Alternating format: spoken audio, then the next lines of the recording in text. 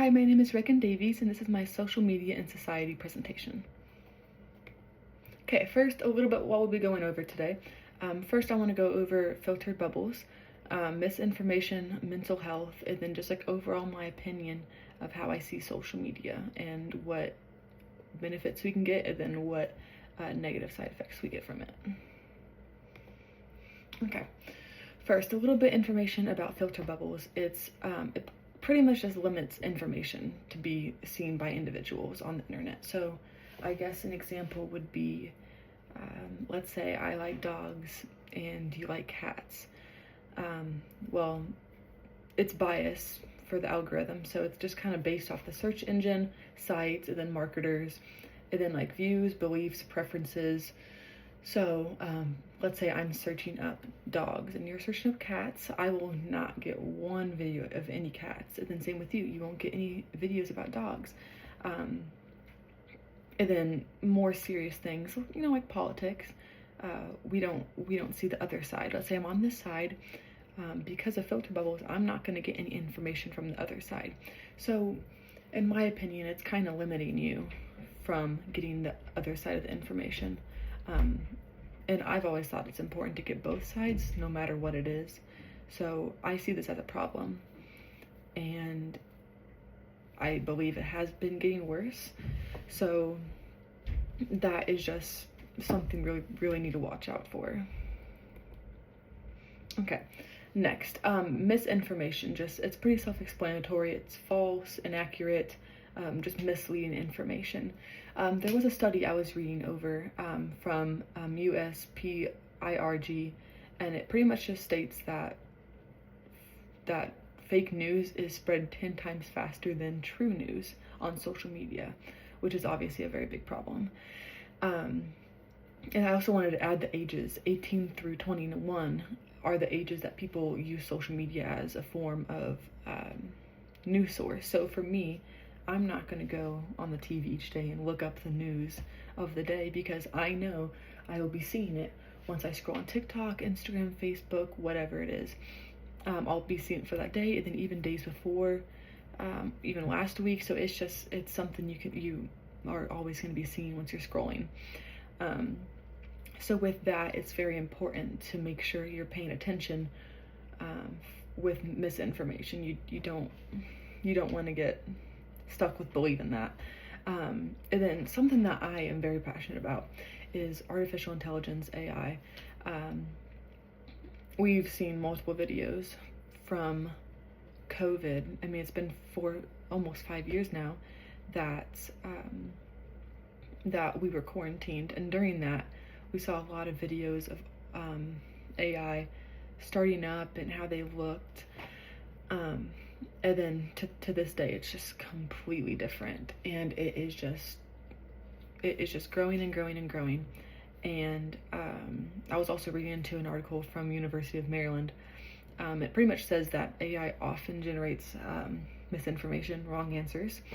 And then when they produce the answers, it has like a mix of like truth and fiction.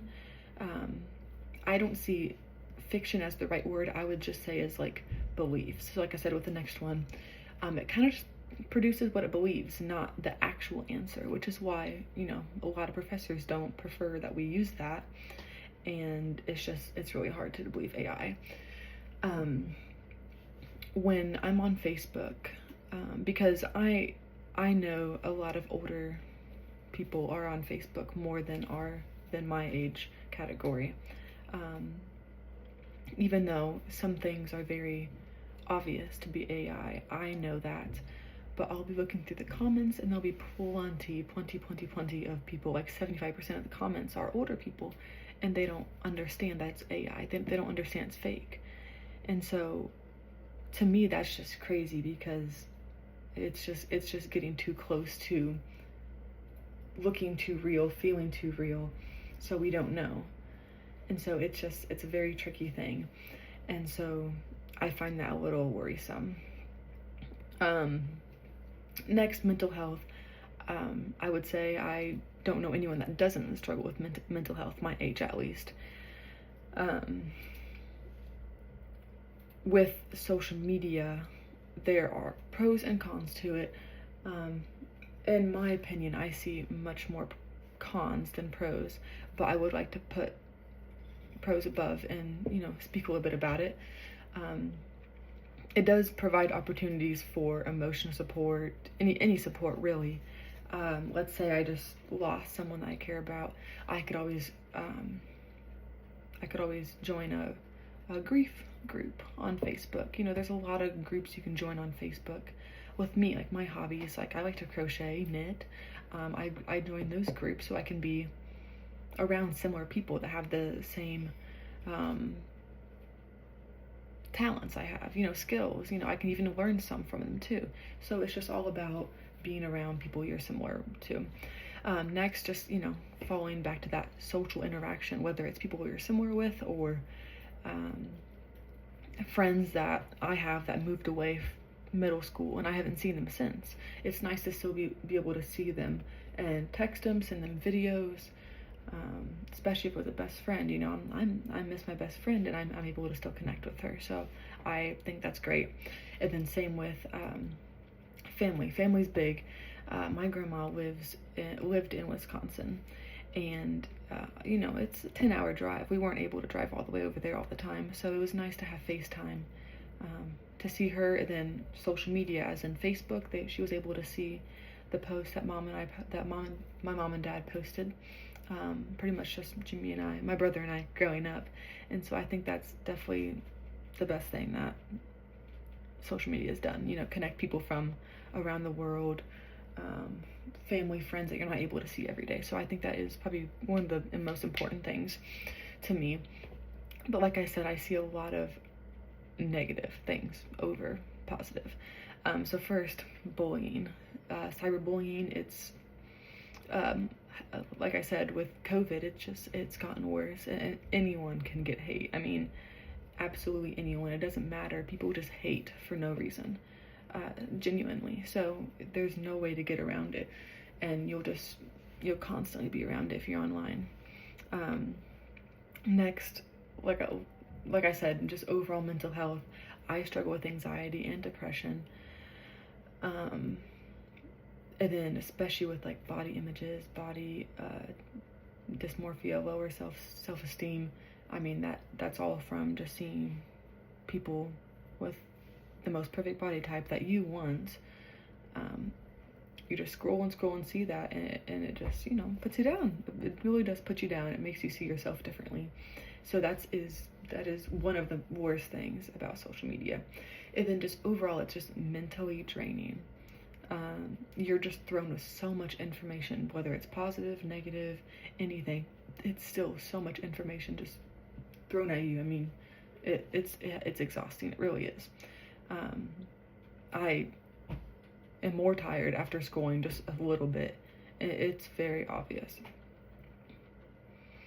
And then next, I have, spoke a little bit about my opinion throughout this, but I do kind of want to capitalize on a little bit. So how I see social media is, it's not the best thing.